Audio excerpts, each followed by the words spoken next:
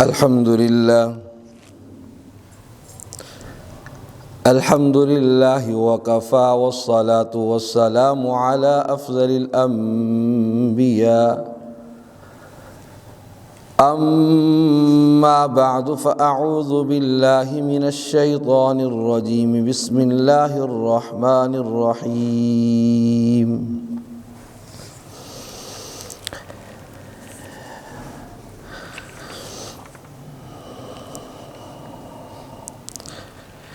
النبي أولى بالمؤمنين من أنفسهم وعن أنس رضي الله تعالى عنه وعن كل الصحابة أجمعين قال رسول الله صلى الله تعالى عليه وسلم لا يؤمن أحدكم حتى أكون أحب إليه من والده وولده والناس أجمعين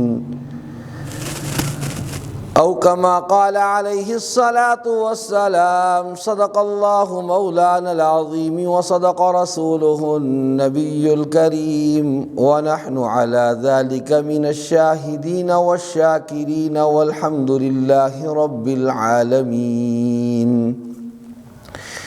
يا رب صل وسلم دائما أبدا على حبيبك خير الخلق كلهم هو الحبيب الذي ترجى شفاعته لكل حول من الأحوال مقتحم اللهم صل على سيدنا ومولانا محمد وعلى آل سيدنا ومولانا محمد كما تحب وترضى له. حمد و صلات کے بعد نہایت ہی واجب الاحترام بزرگوں، دوستوں اور بھائیوں، اللہ رب العزت کا لاکھ لاکھ شکر، اس کا احسان جس نے ہمیں آج کے اس بابرکت دن میں، ان بابرکت گھڑیوں میں اپنے گھر میں آنے کی، اپنے اور اپنے نبی مکرم صلی اللہ تعالی علیہ وسلم کی باتیں سننے سنانے کی توفیق عطا فرمائی.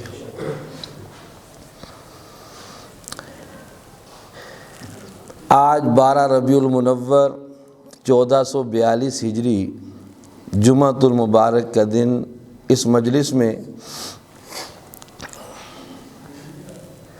عنوان آج جس کا انتخاب کیا ہے وہ ہے کمال ایمان کی پہچان. ایمان انسان کا سب سے بڑا کمال اس کے ایمان کا کامل ہونا ہے،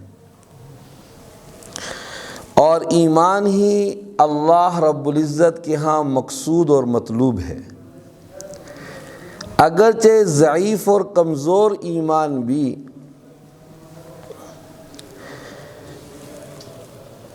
محروم، اور اس سے وہ انسان جو ضعیف الایمان ہے وہ محروم اور مایوس نہیں ہوگا، لیکن کمال یہ ہے کہ بندے کے اندر ایمان کا کمال ہو. اور ایمان کا کمال کیسے حاصل ہوگا؟ نبی آخر الزمان صلی اللہ علیہ وسلم کی اس حدیث مبارکہ کو آج کی مجلس میں نقل کیا ہے.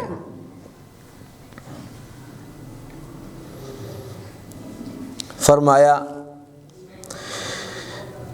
حضرت انس رضی اللہ تعالی عنہ روایت کرتے ہیں کہ حضور اکرم صلی اللہ علیہ وسلم نے ارشاد فرمایا، تم میں سے کوئی آدمی اس وقت تک کمال ایمان نہیں حاصل کر سکتا جب تک میں اس کے نزدیک اس کے والدین، اس کی اولاد اور جمیع تعلقات سے زیادہ اس کو محبوب نہ ہو جاؤں. کمال ایمان کی علامت اس حدیث مبارکہ کے ضمن میں جو معلوم ہوئی وہ ہے حب نبوی. نبی آخر الزمان صلی اللہ علیہ وسلم کی محبت یہ کمال ایمان کی علامت ہے. ایک اور روایت میں حضور نبی مکرم صلی اللہ علیہ وسلم نے ارشاد فرمایا، من احب للہ وابغض للہ واعطى للہ ومنع للہ فقد استکمل الایمان. جس آدمی کی محبت بھی اللہ کے لیے ہو، جس آدمی کی عداوت بھی اللہ کے لیے ہو، جس آدمی کو کوئی دوسرا دیتا ہے تو بھی اللہ کے لیے، اور اس سے روکتا ہے کسی چیز کو تو بھی اللہ کے لیے، فقد استکمل ایمان، ایسے آدمی کا ایمان کامل ہے، کمال ایمان والا ہے وہ شخص جس میں 4 صفات ہوں: محبت اللہ کے لیے، بغض اور عداوت اللہ کے لیے، دشمنی اللہ کے لیے، کسی کو دیتا ہے تو اللہ کے لیے، کسی سے روکتا ہے کسی چیز کو تو اللہ کے لیے۔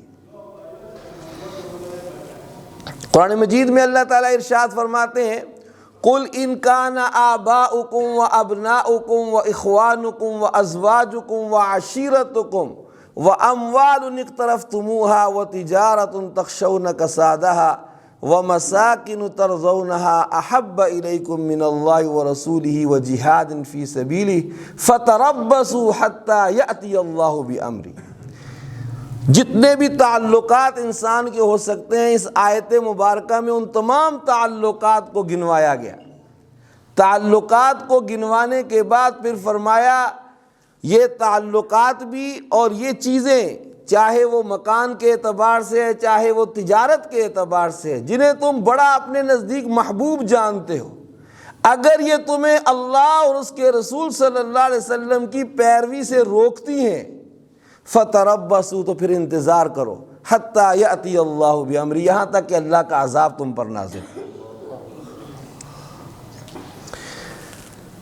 محبت کی 3 اقسام علماء امت نے نقل کی ہیں۔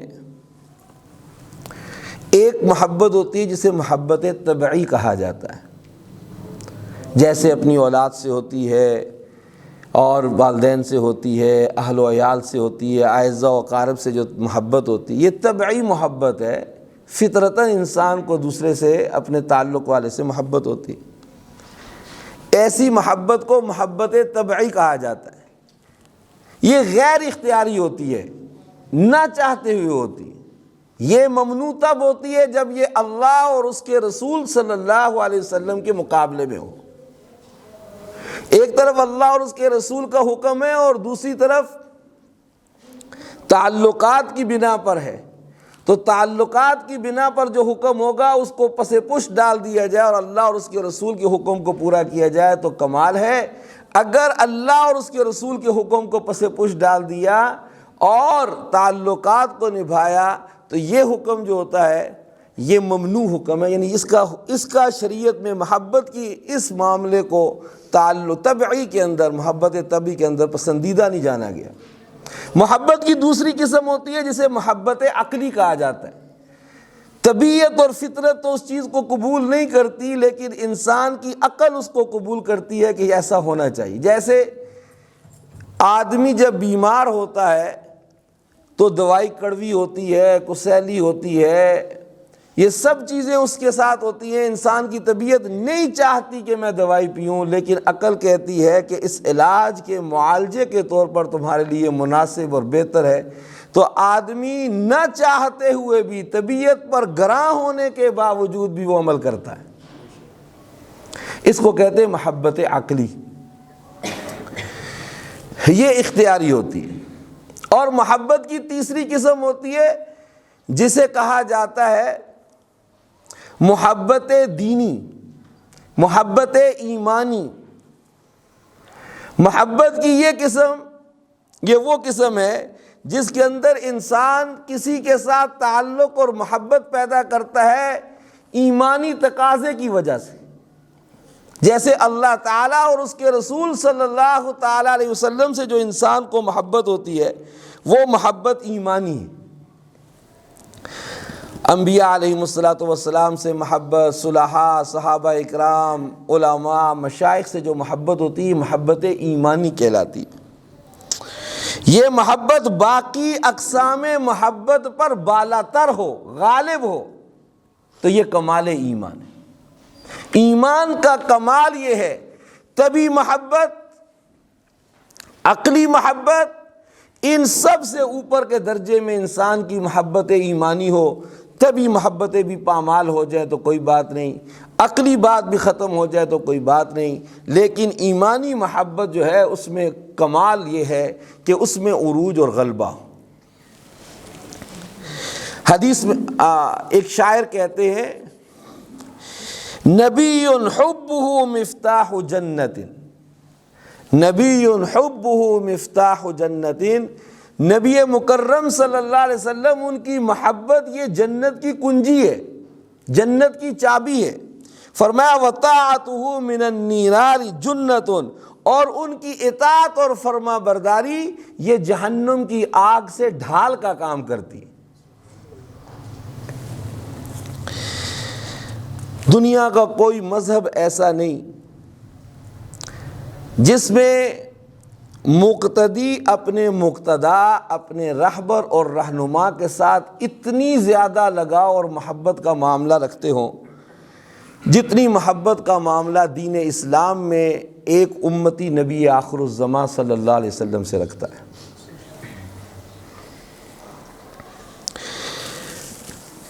علماء امت کہتے ہیں اللہ تعالیٰ کی عبادت ہے، لیکن عبادت کا طریقہ وہ ہے جو نبی مکرم صلی اللہ تعالیٰ علیہ وسلم سے منقول ہے، اور رسول اللہ صلی اللہ علیہ وسلم سے جو محبت کا سلیقہ ہے وہ حضرات صحابہ اکرام رضوان اللہ تعالیٰ علیہ مجمعین سے منقول، اور کلام اللہ شریف سے سیکھنے والا جو ہے وہ کامیاب اور کامران ہے۔ اللہ تعالیٰ کی عبادت ہے لیکن طریقہ محمد کریم صلی اللہ علیہ وسلم کا، محمد کریم صلی اللہ علیہ وسلم سے محبت وہ سیکھے گا انسان اللہ کے کلام اور حضرات صحابہ اکرام کی جماعت سے۔ تو ان سب کے ساتھ اس طریق پر تعلق یہ ایمان کے کمال کے لیے ازحد ضروری ہے۔ حضرت زید بن دسنہ رضی اللہ تعالی عنہ کے متعلق آتا ہے ایک موقع پر آپ گرفتار ہو گئے، آپ کو سولی پر چڑھایا جانے لگا، ابو سفیان اور بہت سے لوگ تماشائی کے طور پر باہر آئے، آبادی سے باہر نکل کر ان کو سولی پہ لٹکانا تھا۔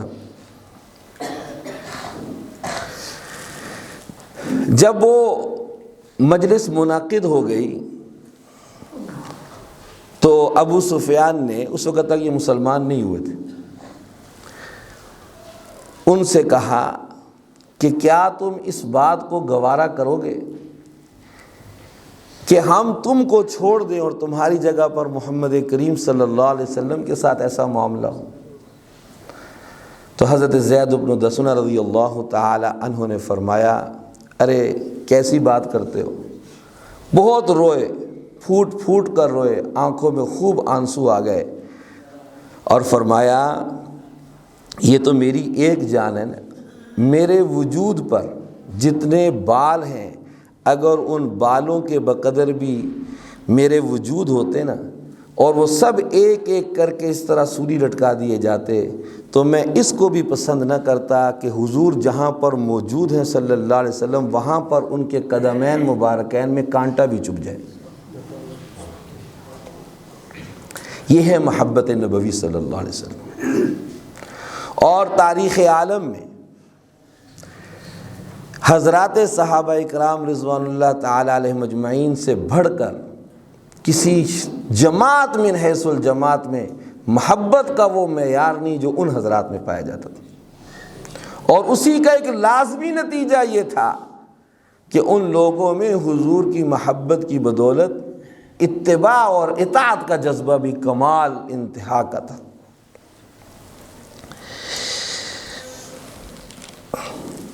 علماء امت میں علامہ عینی رحمۃ اللہ علیہ نے بھی اس کو نقل کیا ہے کہ کسی بھی ذات سے جو محبت ہوتی ہے وہ 4 وجوہات کی بنا پر ہوتی ہے۔ ایک اس کے اتصال کی وجہ سے، دوسرا اس کے کمال کی وجہ سے، تیسرا اس کے نوال کی وجہ سے، اور چوتھا اس کے جمال کی وجہ سے۔ اتصال تعلق، کمال اس کے اندر صفات کے اندر جو اعلیٰ پن ہے اس کی وجہ سے، اور تیسرا اس کی نوازشوں اور بخشیشوں کی وجہ سے، سخاوت کی وجہ سے، عطا کر دینے کی وجہ سے، اور چوتھا ان کے حسن و جمال کی وجہ سے۔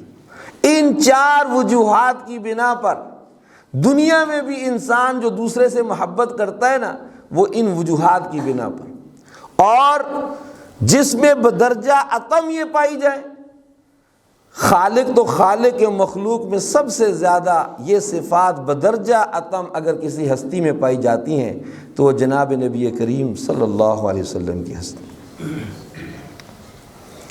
وہ 4 صفات کیا ہیں؟ میں نے ابتدائیہ اس کا ذکر کر دیا ہے، بقیہ باتیں انشاءاللہ العزیز آئندہ کی مجلس میں۔ میں صبح تقریباً 8 ساڑھے 8 بجے سے بیٹھا ہوں اور تقریباً ابھی تک 10 کتابوں کے مطالعے کے بعد یہ ساری چیزیں لکھی تھیں، لیکن اسی پر اکتفا ہے۔ جو کچھ کہا ہے، بہت کچھ کاٹ دیا ہے۔ اللہ تعالیٰ جو کچھ کہا سنا ہے، اللہ تعالیٰ عمل کی توفیق عطا فرمائے۔ جو اللہ کی رضا کے لیے منہ سے کہا جا سکتا تھا کہہ دیا ہے۔ وآخر دعوانا ان الحمد للہ رب العالمین۔ سنت ادا فرمائے۔